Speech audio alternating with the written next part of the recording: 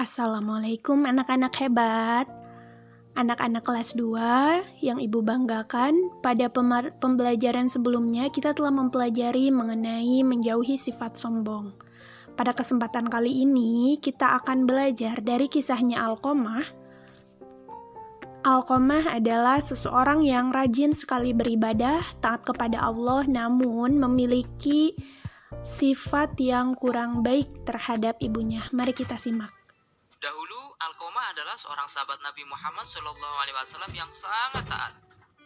Ia tak pernah lalaikan sholat fardu ataupun sunnah. Amalan puasa dan sedekah pun tak pernah terlewatkan. Namun saat nazak, di penghujung hayat, ia susah mengucapkan syahadat. Dikisahkan saat Alqamah sakit keras, istrinya mengirim utusan kepada Rasulullah SAW. Tujuannya memberi kabar bahwa suaminya sakit kritis dan sepertinya sedang menghadapi sakaratul maut.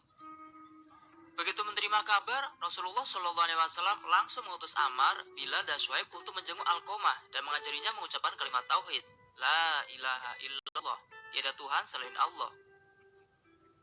Namun lisannya sahabat Alqamah keluh, tak kuasa mengucapkan kalimat tauhid.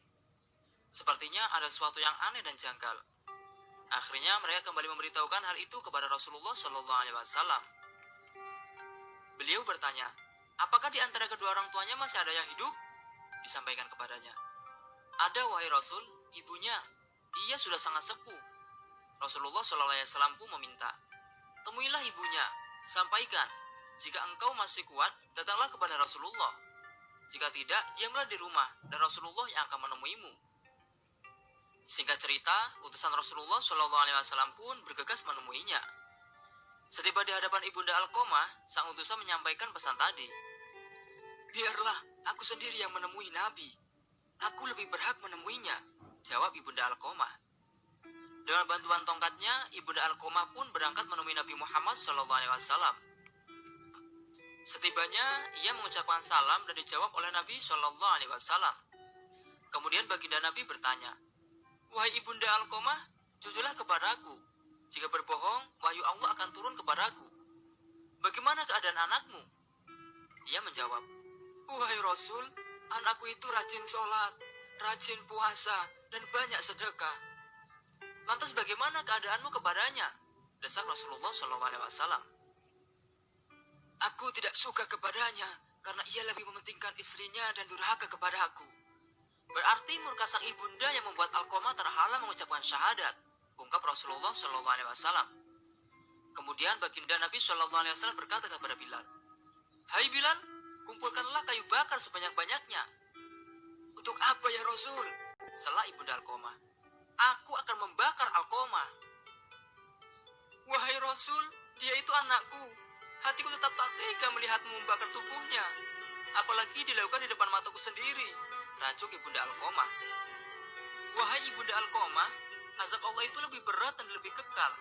Jika kau ingin Allah mengampuninya, maka ridhoilah dia. Demi zat yang mengenggam jiwaku, sholat, puasa, dan sedekah Alqamah tidak ada manfaatnya selama engkau masih murka kepadanya, kata Rasulullah SAW panjang lebar. Wahai Rasulullah, di hadapan Allah, para malaikatnya, dan seluruh kaum muslimin yang hadir, aku bersaksi bahwa aku meridhoi anakku Alqamah, ikrar sang ibunda. Kali ini Nabi SAW kembali memerintahkan Bilal. Hai Bilal, pergilah dan lihatlah Alqamah. Apakah dia sudah bisa mengucapkan La ilaha illallah atau belum? Siapa tahu ibunda Alqamah mengucapkan sesuatu yang tidak sesuai dengan isi hatinya karena malu kepadaku. Tak berpikir panjang, Bilal pun menuju rumah Alqamah. Dari luar rumah, dirinya mendengar Alqamah mengucap, La ilaha illallah. Setelah itu, Bilal masuk ke dalam rumah dan menyampaikan, wahai semua yang hadir, sesungguhnya murka sang ibunda lah yang membuat lisan Alqamah terhalang mengucapkan syahadat. Setelah ibunya ridho, barulah lisan Alqamah ringan mengucapkannya. Pada hari itu juga, Alqamah mengembuskan napas terakhir. Tersiar kabar kematiannya. Rasulullah SAW pun hadir bertakziah. Beliau memerintahkan agar jenazahnya segera dimandikan dan dikafani. Usai dikafani, Dari kisah tersebut, hikmah dan pembelajaran yang dapat diterapkan dalam kehidupan sehari-hari adalah sebagai berikut. Yang pertama, jauhilah sifat sombong kepada siapa saja, baik itu kepada adik, kakak, orang tua, teman, guru, dan orang yang lebih muda dari kita. Yang kedua, jauhilah sifat yang dapat menyakiti hati orang tua kita, baik dalam perkataan maupun perbuatan. Turutilah semua perintahnya selama perintah tersebut baik dan tidak melanggar aturan Allah. Yang ketiga, jika ingin disayang oleh Allah, maka sayangilah orang tua kita.